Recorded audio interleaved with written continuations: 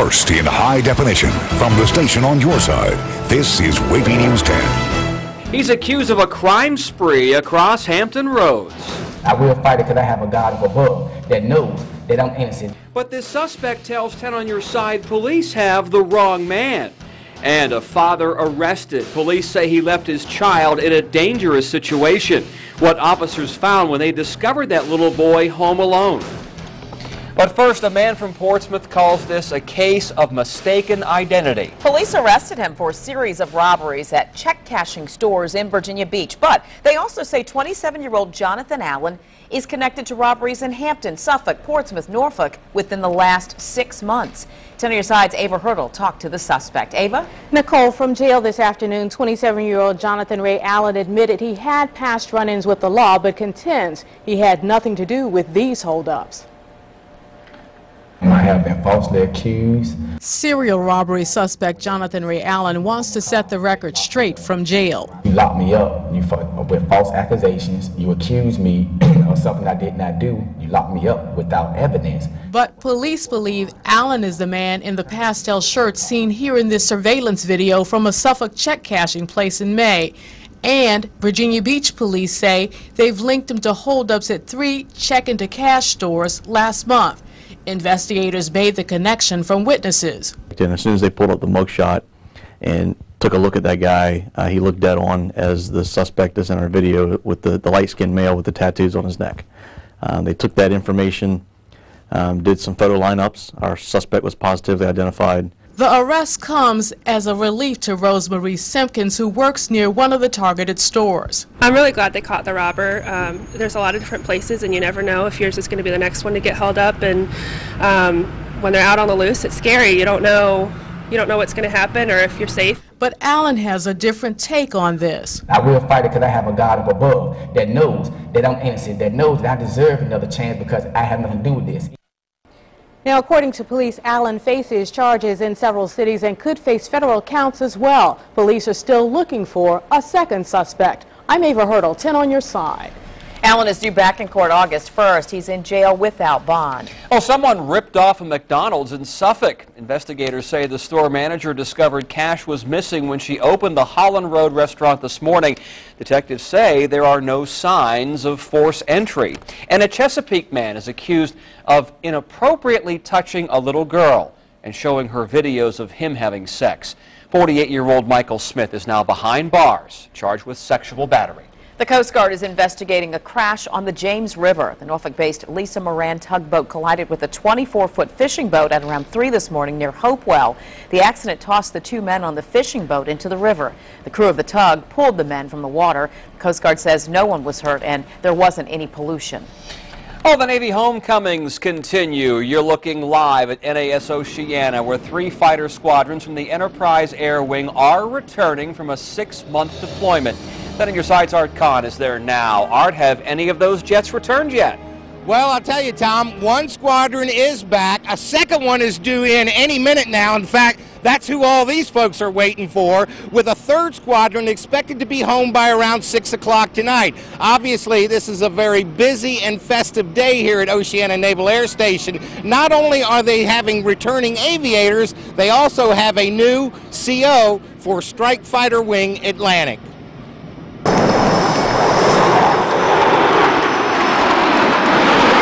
The Nighthawks, as Fighter Squadron 136 is known, were the first to return home. Home from a mission in which Carrier Air Wing 1 flew more than 18,000 flight hours during almost 8,000 sorties, of which more than 1,400 were combat missions over Iraq and Afghanistan. About 2 hours earlier, Captain Paul Gronemeyer assumed command of Strike Fighter Wing Atlantic.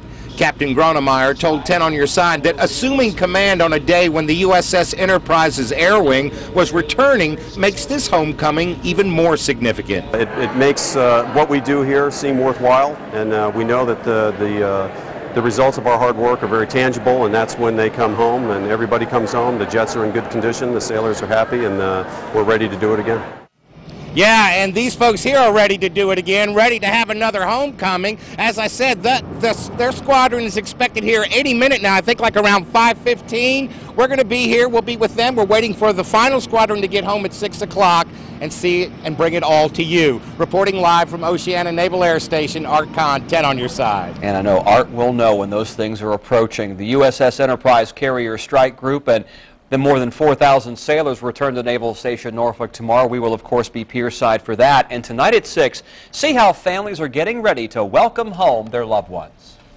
Ted is on your side with a time-saver traffic alert. The high-rise bridge will close tonight at 7:30. VDOT crews will perform bridge maintenance for about 30 minutes. Drivers should use the downtown tunnel or the Gilmerton Bridge as an alternate. Judge told prosecutors, "You're out" in the perjury trial of baseball great Roger Clemens. Judge Reggie Walton declared that mistrial, saying prosecutors showed a video to the jury the judge already ruled inadmissible. Clemens is accused of lying to Congress when he denied using performance-enhancing drugs. A hearing in September, though, could determine if there will be a new trial.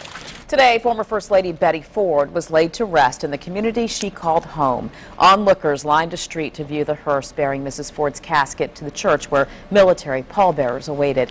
Family and close friends, including former President Bill Clinton, former Vice President Dick Cheney, his wife Lynn, and former Secretary of Defense Donald Rumsfeld, all paid their respects at the same Michigan Episcopal Church where Betty Ford married Gerald Ford more than 50 years ago. And I like to think that today, on Gerald Ford's birthday, she is singing to him in heaven. Betty Ford will be buried next to her husband on the grounds of President Ford's museum. A Suffolk father charged with cruelty. Police say he left his little boy alone in a dangerous situation. You're going to hear what officers found inside that house. It's a place to go and, well, be a geek. In high school, you get wedgies and swirlies if you're a geek, but here, yeah, you're not being made fun of. You blend in with the crowd. We'll show you these kids' summer sanctuary and what they're learning. And a look at temperatures throughout the area. Cooled off, obviously, during the day today. 75 currently in Norfolk. It's around 80 degrees a little bit farther inland. Tomorrow's not going to be too terribly much different. And we are going to warm up a little into the weekend. You want to see that with our forecast. You're watching WAVY News 10 at 5 with Tom Shad, Nicole Ribas, and Super Doppler 10 Chief Meteorologist Don Slater.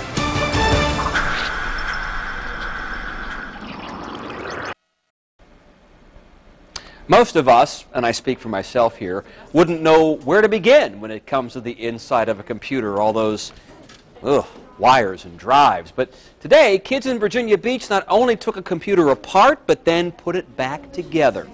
And on your side's Tom Marks shows us how Best Buy's Geek Squad helped the Boys and Girls Club geek out. Find a computer, please. Summer camp isn't what it used to be. When we went to camp, we wanted to go swimming and, we wanted to go hiking. We did the art. But now? In here, do you see a small red cable that is not connected to that black hard drive? Kids are trading in their compass for a GPS. Oh, it's awesome. I love it here. Definitely. Here, the Geek Squad teaches kids a language many adults don't understand. This mother source in the computer box. Here they speak geek. I downloaded all my videos to my hard drive. In high school, you get wedgies and swirlies if you're a geek, but here, yeah, you're not being made fun of. You blend in with the crowd. Everybody who's a geek is here. The 200-plus kids at the Boys and Girls Club didn't just learn how to troubleshoot. The cooler that a computer is, the faster it'll run. They learned to shoot and edit video. And this is our video class where they're taking a bunch of different videos. One of them, as you can see behind me, is the green screen where they're taking videos of themselves flying. Oh yeah! Woo! The kids are the future. I mean, they need to learn this technology and they have a really great time with it. I hope perhaps some of you decide that you want to work on these and learn more about them as you grow up. Long past these 2 days of fun, because once a geek, because I'm a geek.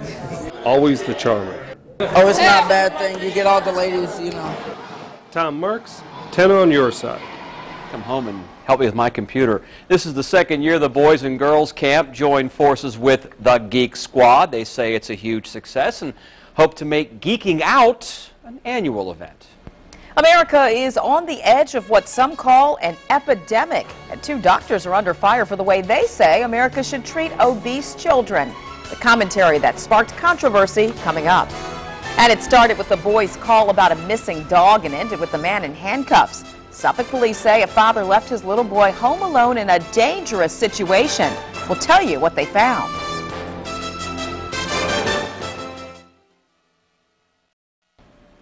A Norfolk mother has pleaded guilty to malicious wounding for injuries involving her newborn. Police arrested Vanya Katalin in March. Court documents say the 2-month-old was rushed to Children's Hospital of the King's Daughters with 7 fractured ribs and a skull fracture. Court documents show that Katalin explained the broken ribs, saying she, quote, pressed the child's chest to help relieve gas. She'll be sentenced in October. Tonight, a father is accused of leaving his son home alone with deadly snakes. Police arrested 28-year-old Emmanuel Velasquez after they found his 7-year-old son by himself with more than 24 dangerous animals. We sent Suri Crow on this story. And Suri, is it true that child was with 19 snakes? That's right, Nicole. That's what police say. And one of those snakes was a 14-foot python. Now Velasquez is charged with child cruelty. Police say it was inside this home a father left his 7-year-old alone with more than a dozen deadly animals. Now the dad, Emmanuel Velasquez, is charged with cruelty and injury to his own child. It was his son who called police. The child indicated to investigators that he was regularly left home alone from approximately 5 p.m. until he went to bed at 10 o'clock. But the 7-year-old called not to get his dad in trouble. He didn't even know anything was wrong. It was on July 2nd that police say Velasquez's 7-year-old son called him out to the home to report his missing dog. When investigators arrived here, not only did they find the child home alone, but with 19 snakes, including a 14-foot python. And this wasn't the first sign of trouble for Velasquez and his children. Just days before this latest incident, police say that his 5-year-old son was found walking alone on this busy street in Suffolk. We went to ask Velasquez about the charges of leaving his son alone and in danger. Hello? But no one answered. Police say they didn't find just 19 snakes, but also 2 pit bulls and 2 bearded dragons. While police say that Velasquez legally owned all the animals, it's the whole picture they found disturbing. I think it was the totality of the circumstances, the fact that the child was left alone with those particular animals, because anything could have happened. You know, the house could have caught on fire. Now, Velasquez also faces charges for contributing to juvenile delinquency. Child Protective Services is also investigating the case, and for now we're told that the little boys are staying with their mother in Norfolk. Live in the newsroom, Suri Crow, 10 on your side. Oh, Italy's Mount Etna spewed lava and ash under a backdrop of a nearly full moon. A glow could be seen last night from Europe's largest active volcano.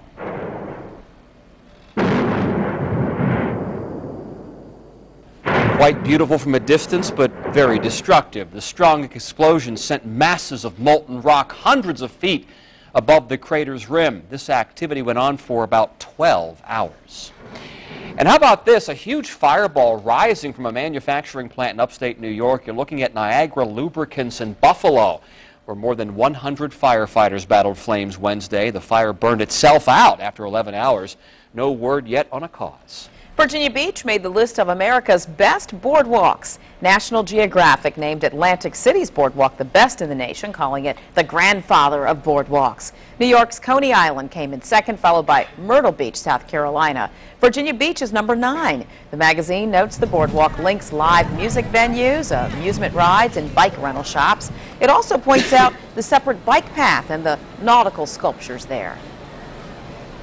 Proud of our beach, yeah. It's a nice day to be on the boardwalk, too. Yeah, but I'm sure it's very busy out there, very crowded. Nice breeze, though. Yeah, nice breeze, but the problem is with that breeze, it's going to kick up the rip current. That could continue the next couple of days. We were discussing that last night. Yeah, and today, though, it's a moderate rip current risk and that'll likely continue at least through Saturday every day. So if you're out there, want to do some swimming, swim in front of a lifeguard stand and pay attention to what they have to say out there, because the surf could be up a bit, and that can make a rip current up a bit too. No rainfall out there. And some areas right now don't need the rain. From the peninsula northward through about Williamsburg, no drought going on. A little bit abnormally dry to the north of that, into Charles City County, into the Middle Peninsula. Toward the northern neck, a moderate drought going on. Moderate drought from the southern half of the south side into most of northeast North Carolina. A bit more severe as we get closer to the Albemarle Sound. Now, this is as of information, as of Tuesday morning at 7. Now, some areas have had some rain since then, but it doesn't look like it's anything as big as what we had last week, which, of course, really kind of killed the drought into some areas. What's going on out there right now? Thin cloud cover and mild, dry air, and that's going to continue into the weekend. It'll warm up a little for Saturday and Sunday, but still the dry air will continue. Onshore wind keeps that rip current threat going. Quite likely into Saturday. Sunday, I think it might go away just a bit, and some nuisance tidal flooding 9:30 to 10:30 in the morning and in the afternoon, or in the evening hours. So again, 9:30 to 10:30 a.m. and p.m. Looks like the biggest one is going to be tomorrow morning, and it's not, again, going to be real big at all. It's just some nuisance minor tidal flooding around 10:30 tomorrow morning into the area. That'll likely be the biggest one because we've got a full moon coming up tomorrow, and that affects the tides, pulls the tides up too. Unusually mild and dry. We saw some of that high, thin cloud cover. That'll continue overnight, but nothing real big. Skies are going to be mostly clear during the overnight hours. A fairly light east wind becoming southeasterly at 5 to 10. We'll see a few stray clouds from time to time. Again, that blows in off of the water. As we are at the noon hour for tomorrow, take it to the end of the day, and east southeasterly wind at 5 to 10 miles an hour. It's going to be mild. It'll be right at 80, 85 degrees again for tomorrow. We move on into Saturday. Saturday morning at 7. Little trough line, a little bit of an area of cloud cover right into here. Kind of flip our winds around just a bit and may create a stray shower Saturday at the noon for Hatteras Island. There's where we are Saturday at the noon hour, and at the end of the day, winds become more easterly and then southeasterly again for the end of the day. Now, tomorrow morning, even after the sun comes up, we're going to see temperatures in the upper 60s in a few areas, 71 degrees, a little bit closer to the coastline. Take into the day tomorrow. Look at the highs, 81, 82 degrees again. We move through the overnight hours and into Saturday morning, and we're looking at temperatures 64, 65, but then 72 by Saturday morning at 7, and then around 84 degrees for most of us during the day coming up on Saturday. So again, things are really cooled on down into the area. Unusually mild and dry weather continues into the area. Here's a look at what's going on out there right now. Skies obviously mostly sunny. Temperatures mid to upper 70s through most of the area to around the 80-degree mark in a few inland locations. Very pleasant out there right now. And it's going to be unusually cool overnight. Usually last night we dropped to 75. Overnight, here's what's going on. 67, but then 63 and 61 degrees into mainland areas. We move to the south side, 65, 67, and then 60, 61 degrees. So pleasant sleeping weather overnight, and give our air conditioning a break as well. 62 to 65 for the peninsula, and basically into the low 60s for the Middle Peninsula, Northern Neck, Eastern Shore. At 82 tomorrow, 84, 85 coming up on Saturday. Some afternoon cloud cover each day. 86 on Sunday, and finally the heat returns by Monday with upper 80s to low 90s into next week. It's a drastic measure for a growing problem. Some doctors suggest a radical intervention to help obese children. We'll tell you about the proposal that's under fire by parents and medical professionals. Then.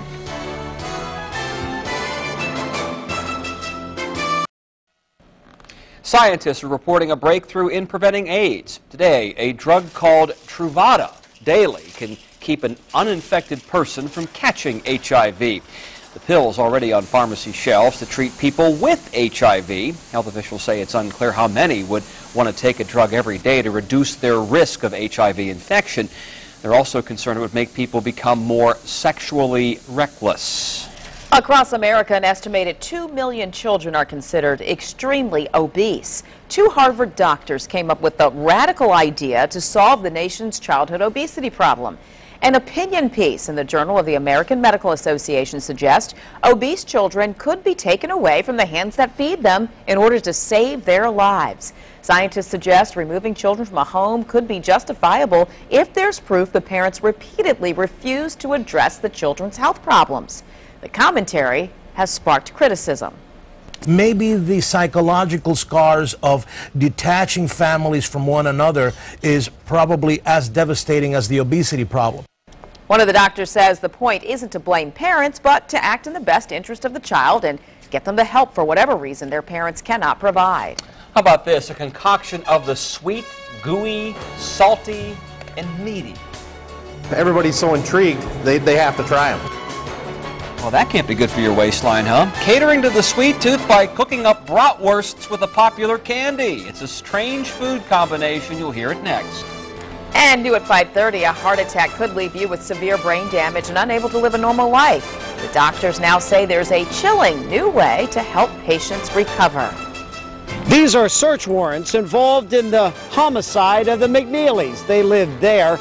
Today, what police are saying about the suspect, or in this case, not saying about the suspect. That story coming up.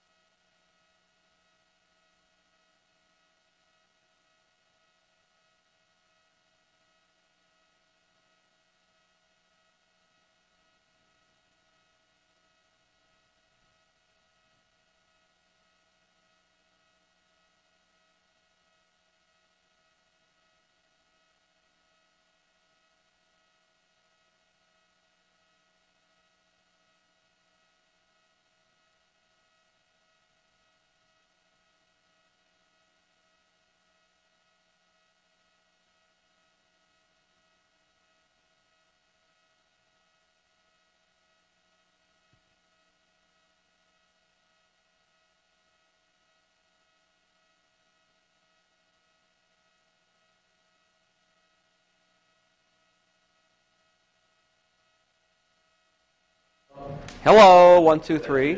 Yellow.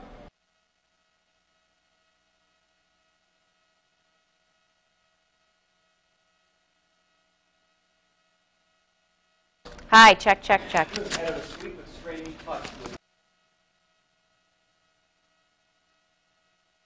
Can you bring me those search warrants from over on my desk? You'll see them, right? I'm here.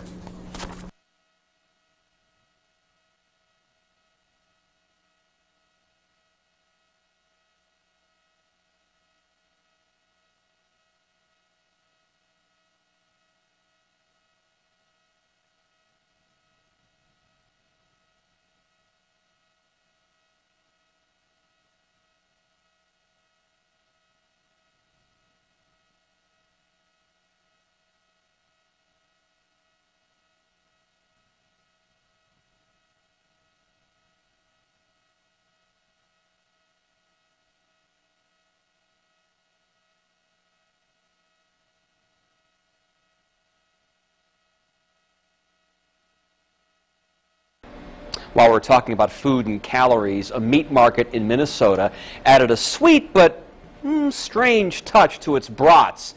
The special ingredient, gummy bears. That's right, a friend suggested the combo was a joke. The owner made them. Turned out the flavor was a hit, Nicole. The meat market sells 40 different flavors of bratwurst. The owner says he makes between 50 and 70 pounds of the gummy bear brats every week. Well, here we have the completed brat, so you can see the gummy bears. It's still weird to put them in a stuffer and you see all these gummy bears in it. Everybody's so intrigued, they have to try them. Kind of sweet and sour.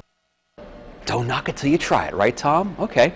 Well, the owner is taking suggestions for new flavors. So far, he's tried Snickers, Pop-Tart brats, but those didn't quite work out so well. So now he's testing the Kool-Aid brats, cherry, orange, and grape. Stay with us. WAVY News 10 at 5:30 starts right now.